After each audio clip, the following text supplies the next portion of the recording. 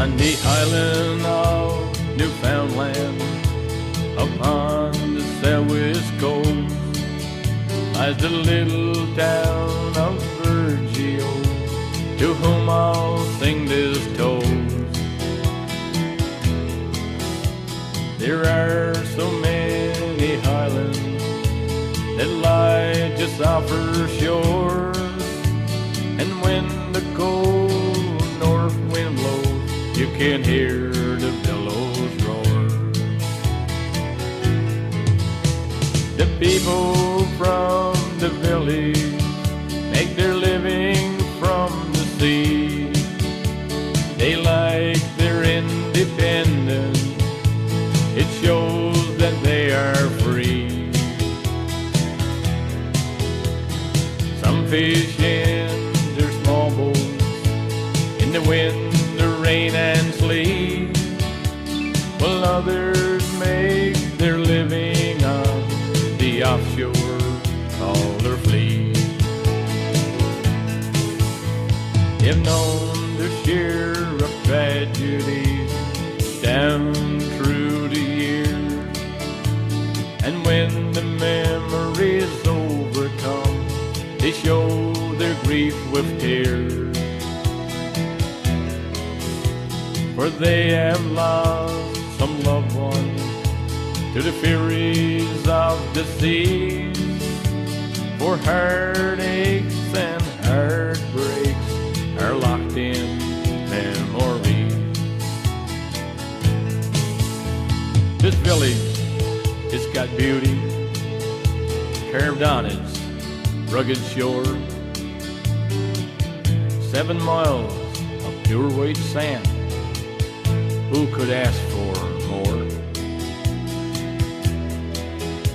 The mountains and the valleys where the rivers run so fast, and the salmon rise to the sportsman's fly as he makes another cast. Now the people of this village love their native home, for anyone who goes away will surely will return. Just like that lifelong mystery, the answer you won't know. What makes this rugged village burn so deeply in your soul? What makes this rugged village burn so deeply in your soul? Good evening, and welcome to This Week in Review. Tonight in our stories we have pipe replacement, our MHA Calvin Parsons. Please stay tuned for these stories after this. I remember when I was young, this old rifle would lean against the wall at home. Always loaded, easy for anyone to pick up. No kidding, Grandpa? Really? Yeah, it was right out in the open. Then one day something awful happened. Daddy! It didn't need to. Boy, I'm sure glad they're safe. Now they can't get into the wrong hands.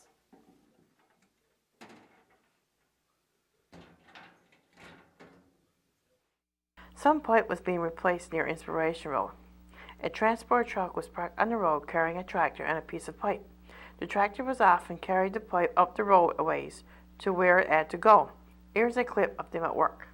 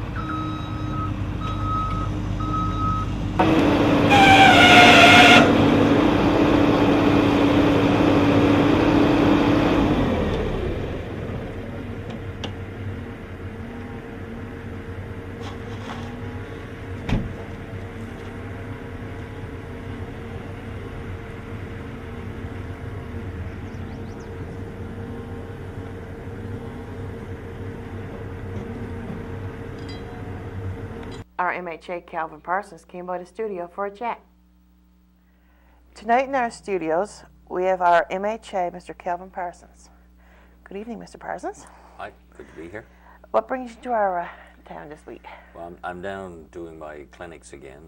I've always tried to do clinics, of course, for years and years now. By that I mean I come into town and actually have appointments with people. We usually use the town hall. A lot of people call by phone, of course, to our office in Port aux Basques or else in St. John's, but there are people who have issues that are very private and very personal, and they prefer to have a face-to-face, and usually for those people I come to town and let them know that I'm coming in advance, and then I meet with them, and whatever issues they have, we work them through.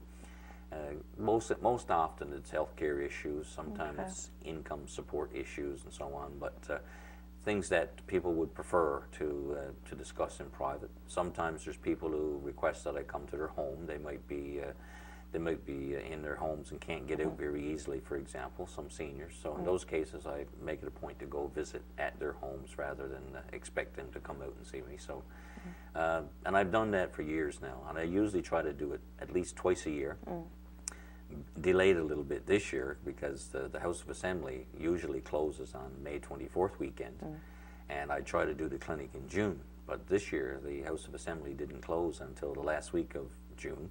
So I'm running about a month behind, so that's why I'm down now.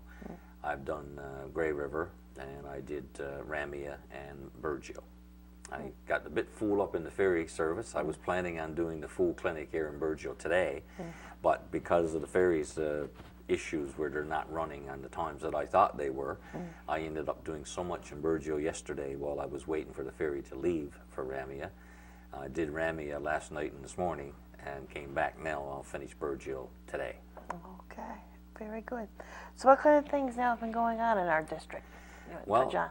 as wide as the district is, of course, it stretches from Cape Ray, Port aux Basques, and down to Grey River, and there's everything you can possibly imagine, from fishery issues to employment issues, health care issues, people who have problems with workers' compensation, Canada pension issues, anything that you can imagine that would cause people issues, road clearing, ferry issues, snow clearing issues. Then, of course, there's municipalities that you deal with. Most of our work would involve, I'd say about 70% would be with individuals.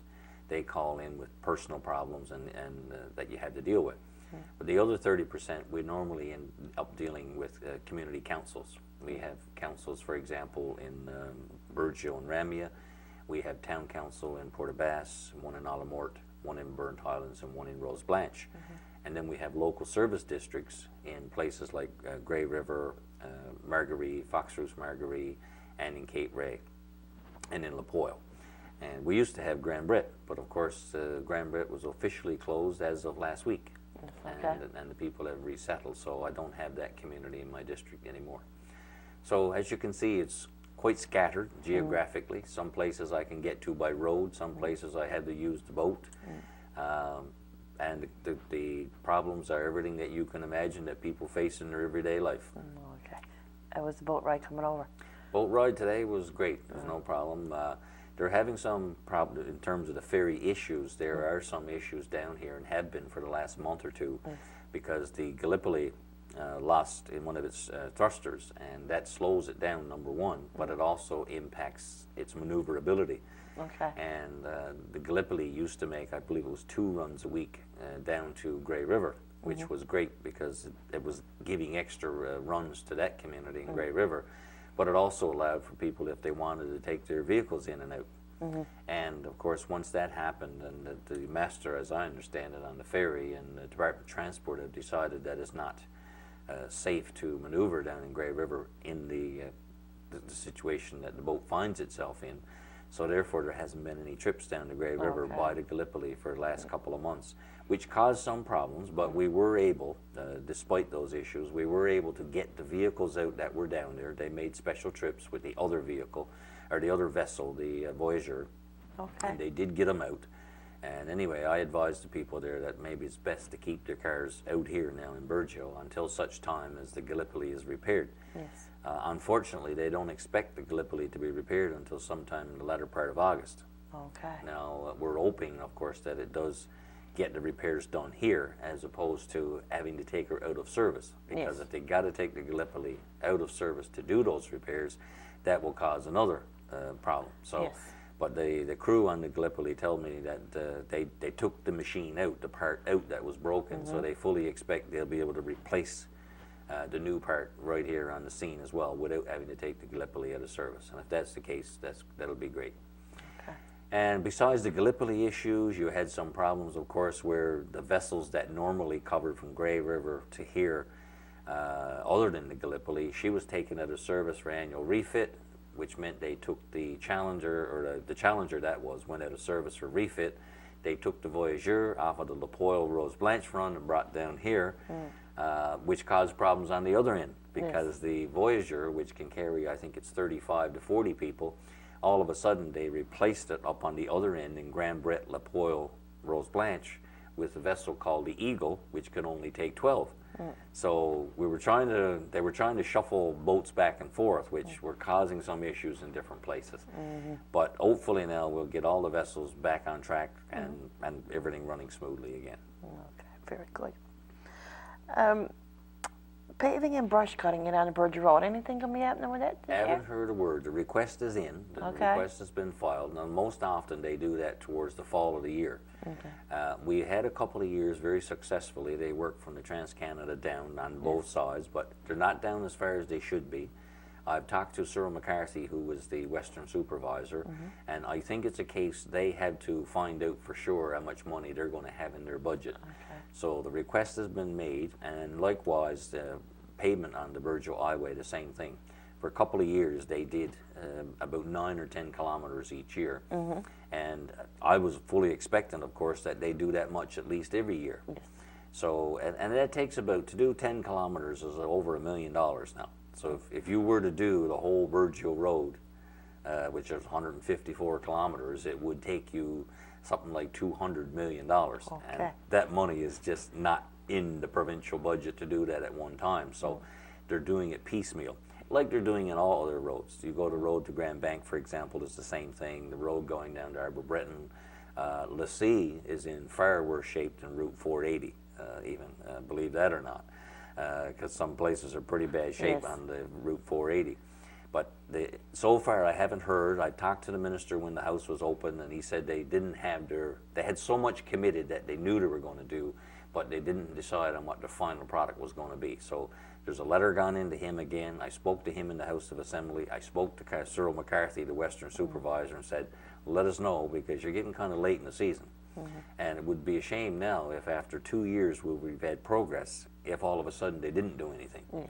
So hopefully we will see something coming on the brush cutting and on the pavement both before the year is out.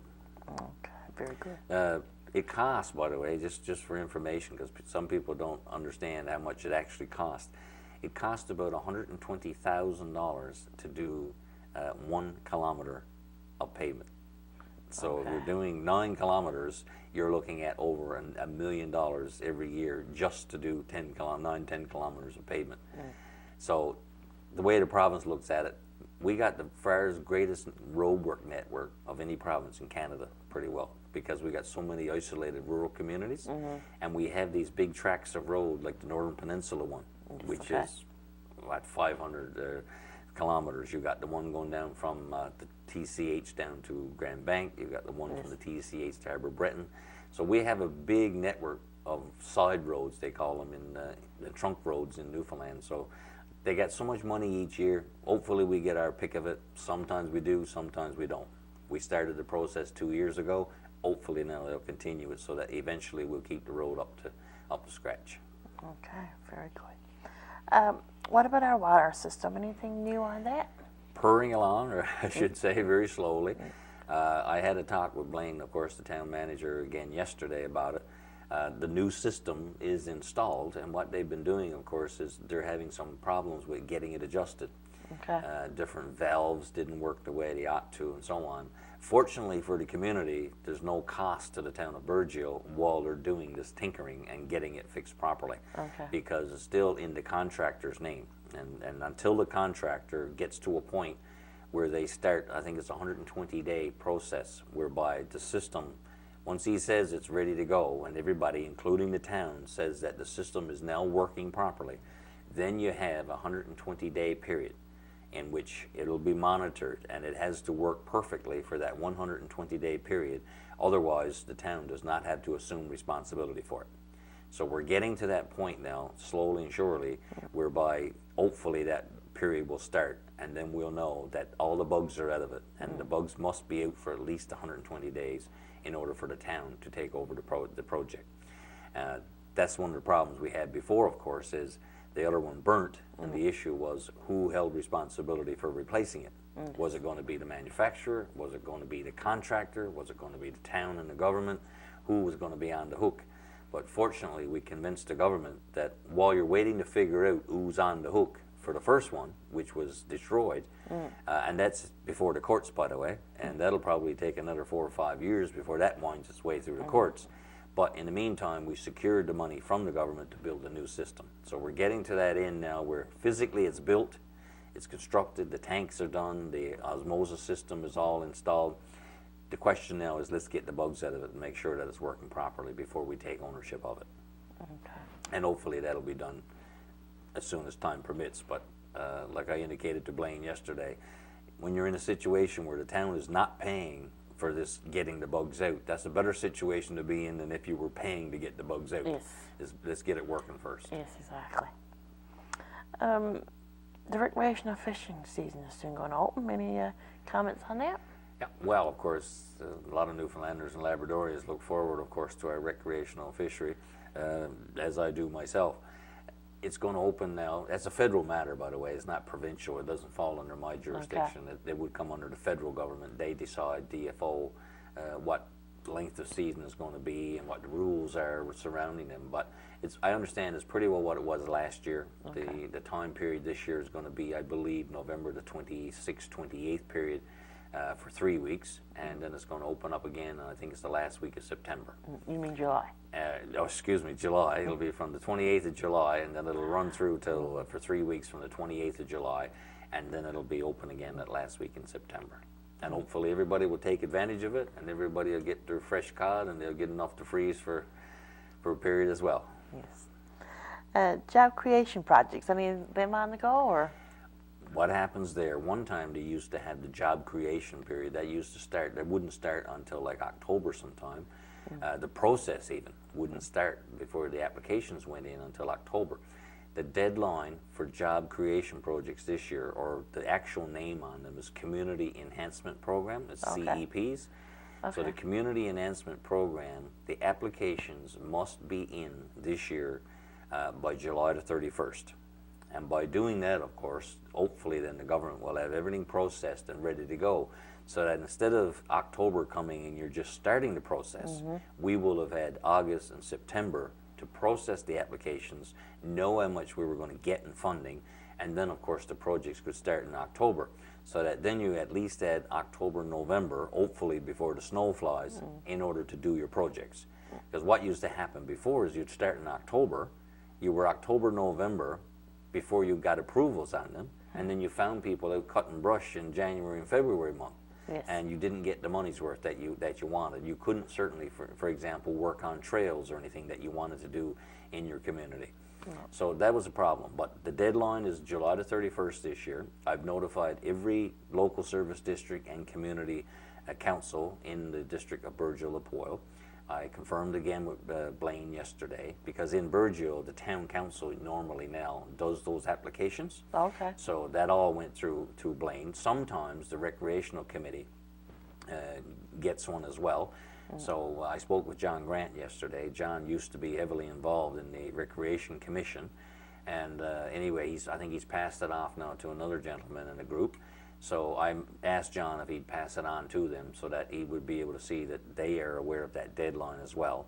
And basically, they've, over the years, I know when John was there, they used to file for these CEPs, and they used the funding to, for example, do boards in the rink, and to put in the locker dressing rooms in the rink, and to do up the area where they have their social room now and their bar and then so on for functions in the rink.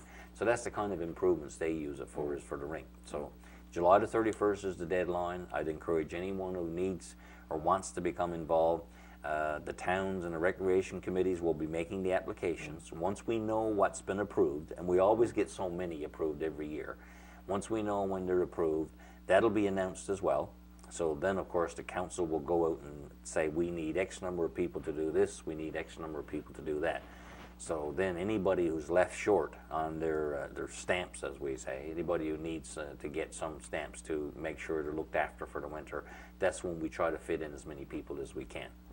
Now, of course, the rules are pretty standard. You need to have at least your as close as you can to get 420. And those who need the lesser hours get taken on first generally. Because if you got, for example, 100 hours, and you got 5 people who needed 20, and you got 1 person who needed 100, you'd give it to the 5 who got 20. So at least then you help 5 people get to the 420 mark, as opposed to the person who needed 100. So that's usually the way you try to use a bit of common sense to make sure that you help as many people as you can. Okay, very good. Our Sand Sea is up and coming soon. Got any plans to attend? I'm hoping to be here on Friday night. I usually get down for the opening, which is on Thursday afternoon, usually around 1 or 2 o'clock in the afternoon on Thursdays. But they're having a come-home year in Port aux Basques this year, and the Lieutenant Governor, Mr. and Mrs. Crosby, are going to be in attendance. So I'm committed to do that on Thursday, so I won't make it to the opening on Thursday as I normally do, but I'm coming down on Friday. So I make sure I take advantage of it. Unfortunately, I'm going to miss the supper up at the Lions Club, which I always take in. So, but I will be down for Friday, and then I got to go back the next day, Saturday, because a friend of mine, his daughter is getting married. So I'm invited to the wedding, so I'll go back for that. So it's going to be quite a busy time between the Come Home years, the Sand and Sea Festival, the Rock Island Festival off in Ramia, which is going to be in August, I believe is the 11th of August. And there's going to be the Jamboree down in Grey River. Burnt Islands is having a come-home year. So trying to squeeze it all in, and I think I've got about 7 weddings to go to this summer, too. So between it all, we'll get it all squeezed in somewhere. Okay, very good. Was there anything else that you would like to add? I think that's pretty well about it. Like I say, most of the issues that we have, I'm glad to be able to get down, excuse me, and see the people individually. Councils, of course, they have a direct pipeline. Anytime they need any help, they usually pick up the phone and call, so that we know what's on the go with capital works projects and stuff like that. So that's a pretty standard, usual relationship. And again, I'd encourage anyone, whenever you see the piece on the BBS saying that I'm coming back, if you want to see me personally, that's the great opportunity to let me know. Just give a call to that toll-free number. We'll set it up. I don't care if I had to come visit you in your home. That's not an issue. Just let me know. And in the meantime, feel free. My numbers are posted in the Gulf News every week, and my number is easily obtained. You can call the BBS, or you can call the town council in your community and whatever, and get my number, no problem. So if you have an issue at any time, I always want to be accessible. You let us know. Sometimes I can't get the phone call myself because I happen to be in the House of Assembly or whatever, but Joanne Clark, who works with me, of course, is very, very efficient, and anybody who's had to call my office and deal with Joanne, they know that she's a real trooper. So feel free, and by all means, call anytime for any issue that you may have. Okay. Well, thank you so much for dropping by and chatting with me. No problem. Glad to be here, and call anytime. This concludes our program for tonight. Thank you for watching. Good night.